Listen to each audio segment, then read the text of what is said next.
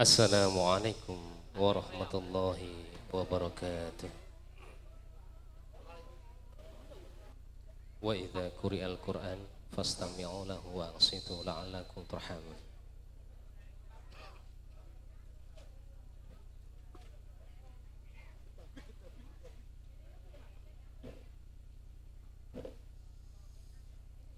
A'udzu billahi minasy syaithanir rajim.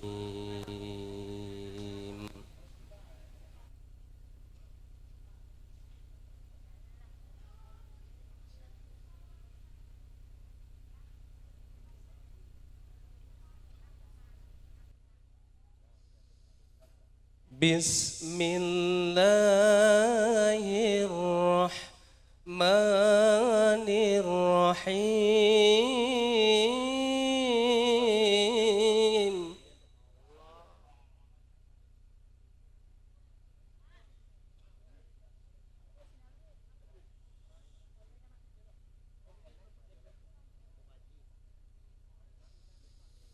Ya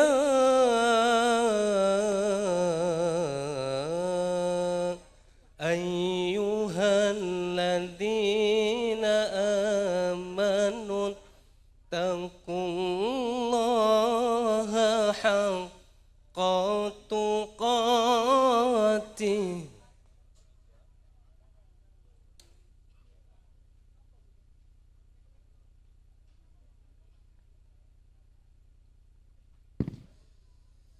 ittaqullaha haqqa tuqatih wa la tamutunna illa wa antum muslimun.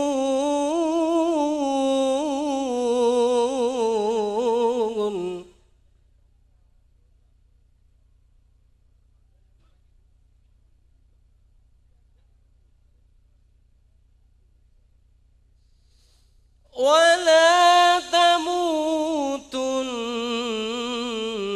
إلا وأنتم مسلمون.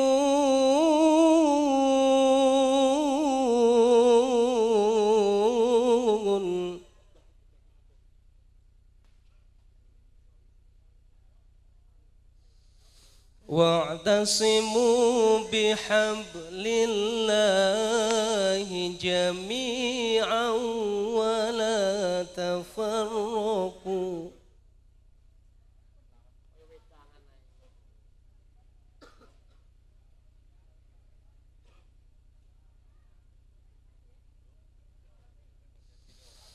واذكروا نعمة الله عليكم إذ كنتم أعداء فألف بين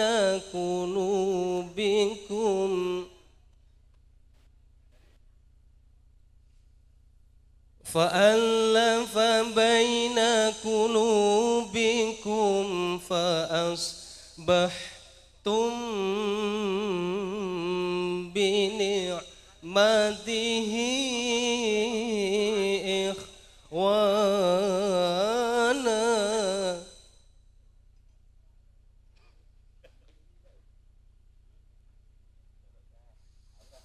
وكنتم على شفا حفرة من النار فأنقذكم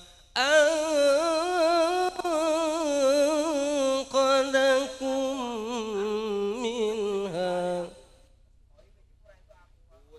كذلك يبين الله لكم آياته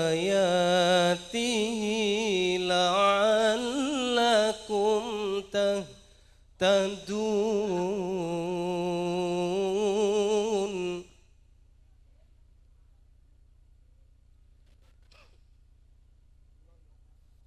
Allahu Akbar.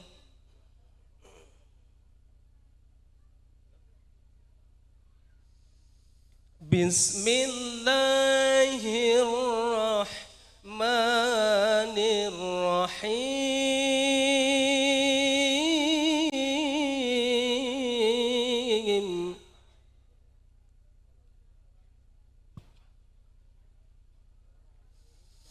Wa min ayatihi an khalaqalakum min anfusikum azwajan litaskunu ilaiha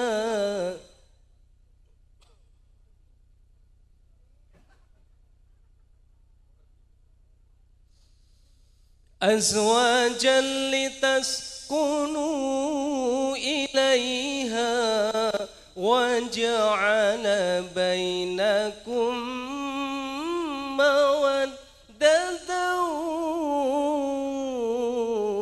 wa rahmah.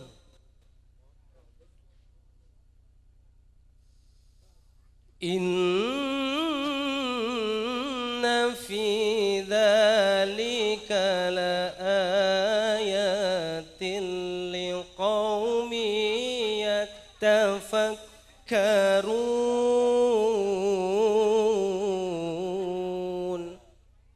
Shadaqallahul azim. Akhirul kalam. Assalamualaikum warahmatullahi wabarakatuh. Mugi Gusti mitedhang rahmatipun dhumateng para tamu kakung sarta putri. Lagu-lagu warga kakung Bapak Supardiyanto Genya menggugati wonten ing siang kalenggahan. Para tamu kakung sarta putri sampun kepareng sami rawuh. Tumuli saking para kanca kadang kaneman cipta karya mandiri. Ekadipun pangasane kadang kula anem Raka Mas Rahmat badhe dari Kabiyantara kepareng badhe ngaturaken salam kabagyan tumanduk penganten sekalian. Tumuli kelajengaken atur sugata dhumateng para tamu kakung sarta putri. Kira sungkurman wiramening lancaran muda mudi abiyarsa.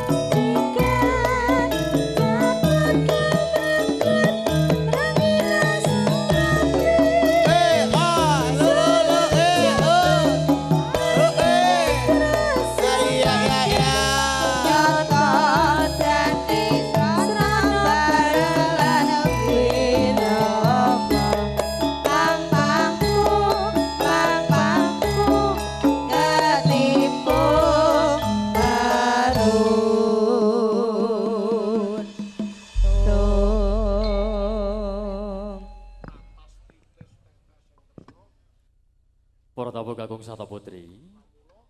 Kawetara saking para kanca kadangkane mencipta karya mandiri.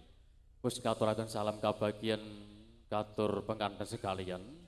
Sarta kawistara wis ngaturaken sugata dhumateng para tamu Kakung Sata Putri ing mangke keparenga para tamu keparenga HP pasukan ingkang sampun sumadyo kanthi mardekaning penggalih ngantos purnaning parigian.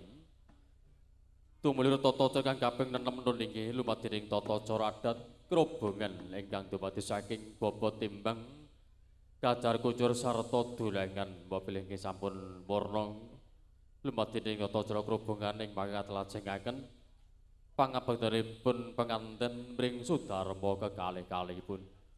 Katur ibu pangreka panganti busana keparenga mranata sarta mratetesaken lumadhening tata cara adat krobongan. Kinarasa ngurmat wiramaning ketawang pamuji kapiyarsa lumantar Kama Sutra.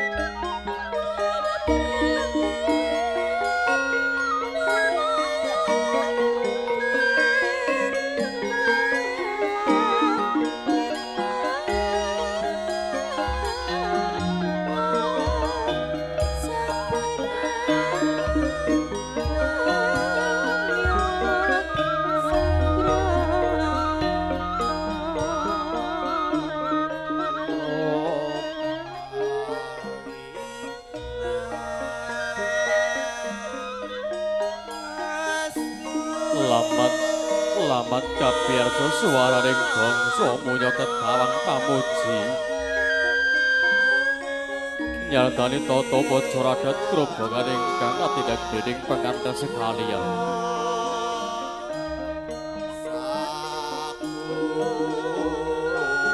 Lumadhening tata cara bocor krobongan ingkang dumadi saking bobot timbang kacar kucur sarta dolangan.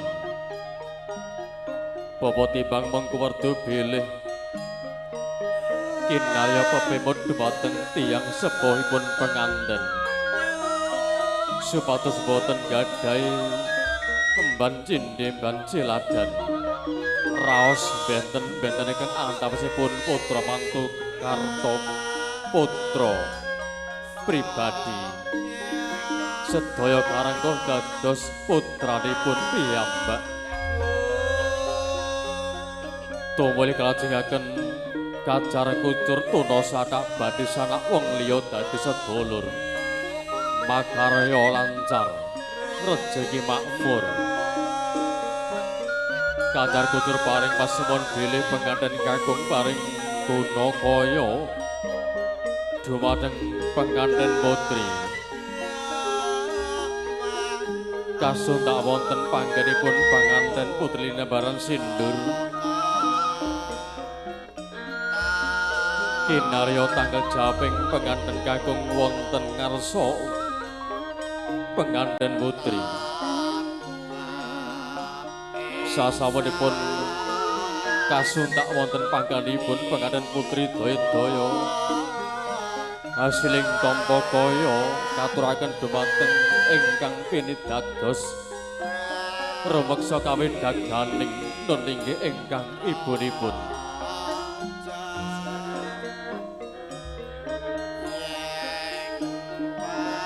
Minangka tetunggaling keluarga darbe tanggal jawab nyikapi sandang buka ing kaluwarga.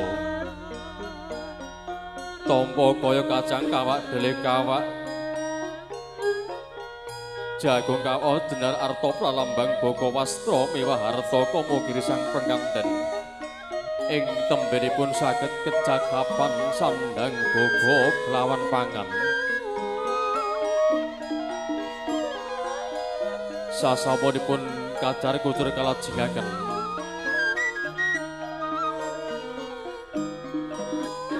penganten badhe dhahar bogo jenar mancawarna.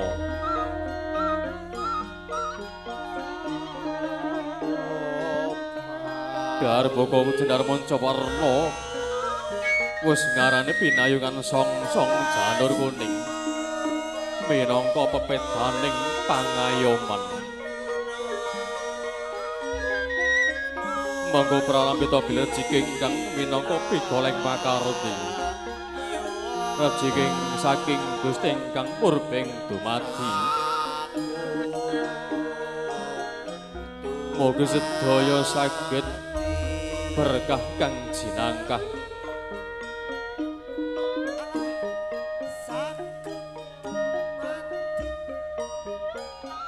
Sasampunipun dulang-dulangan mengko pasemon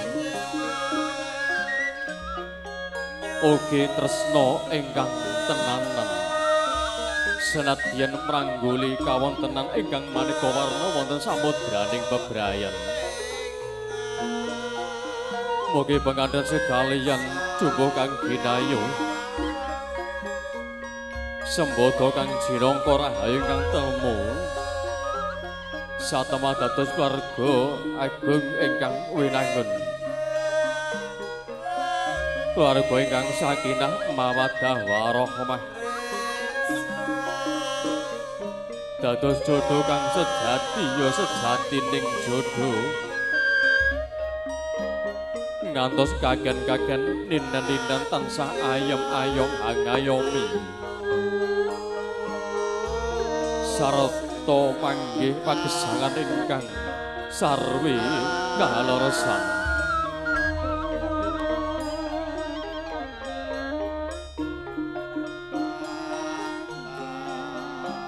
Purnaning darbogo jenar mancawarna penganten sekalan badhe kaunjan toya wening ingkang mangko pralambita mugi penganten kekalih donya nindakaken pakarti linambaran wening ing manah menepi kalbu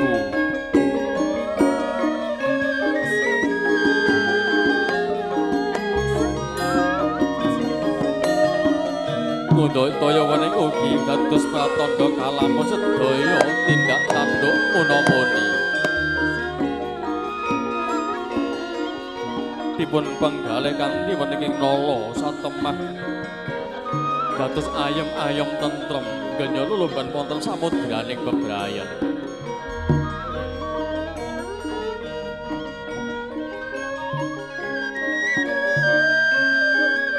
Sasampunipun penaling tata cara upacara grobongan kelajengaken pangabektanipun panganten pring sudarmanipun katur bapa Parwata kinarya paraga lolos dhuwipun panganten keparajikan saking panenggahan nyaketi penganten kakung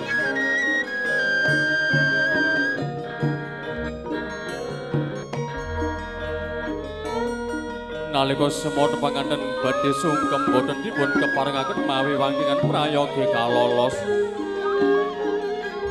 katur bapa Parwata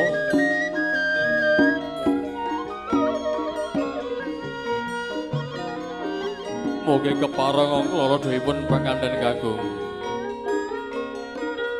bilih panganten kakung badhe ngaturaken pangebekten pring sudarmanipun sarta nyuwun donga pangestu mugi nyapa krama panggih ayu kales ing sambikala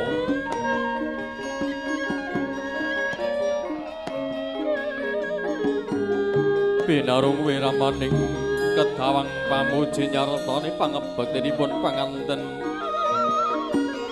wonten ngarsa Rama sarta ibunipun ing mangkono pangudarasaning tias lamun kawedharing lesan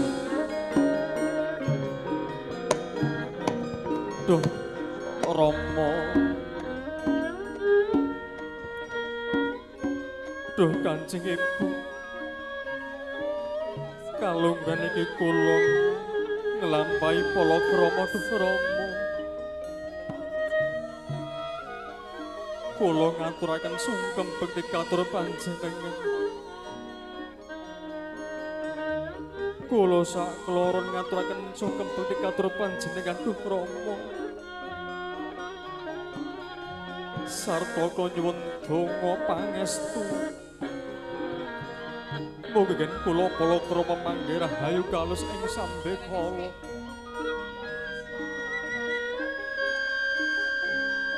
Dados keluarga ingkang sakinah mawaddah warahmah duh Rama. Enggal pikantuk momongan kinarya regane swasana keluarga.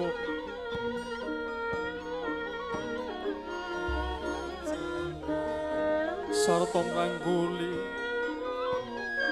keluarga agung ingkang ayem sarta tentrem duh Rama duh Kanjeng Ibu.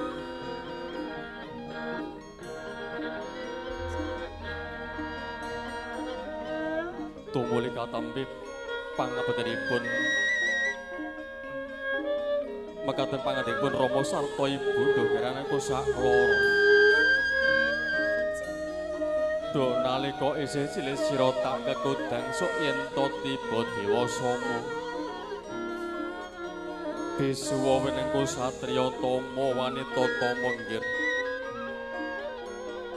Sepiro lega bengatiku jebul kekudanganku mbiyen saiki wis dadi kasunyaten.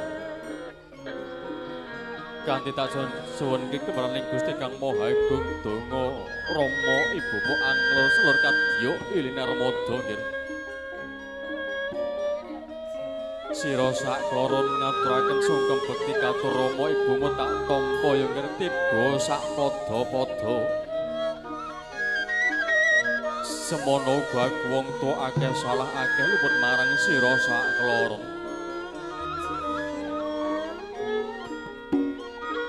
Walengku siji aja nganti lali manembawa marang Gusti. Tindakno dawuh saben dina dinane yo nggih dimen irip sira sak kloron bisa lumas tari tumekaning wuri. Iki ana wewaras saking pakubana kaping sekawan. Cinatet wonten catur wedok ingkang sepisan anak kolanang Sultan Santoso. Priya kang wis hangembung wanodya tandang tanduhe kudu wis beneh. Kudu wis beda nalika isih jaga ya nggih. Semono kunduk anak wedok Adinda. Wanodya kang wis kahmong ing guru lakine. Tandang pakartine kudu nenepi wanodya kang wis ora lemben. Iki mau catur wedok ingkang sepisan nggih. Ngono wae nggonku sung nampa pangabekten sira sak kloron. Donga Rama ibumu kadya Ilina Remada datan ana pedhot tinggir baliya ning palungguhanmu sakawit.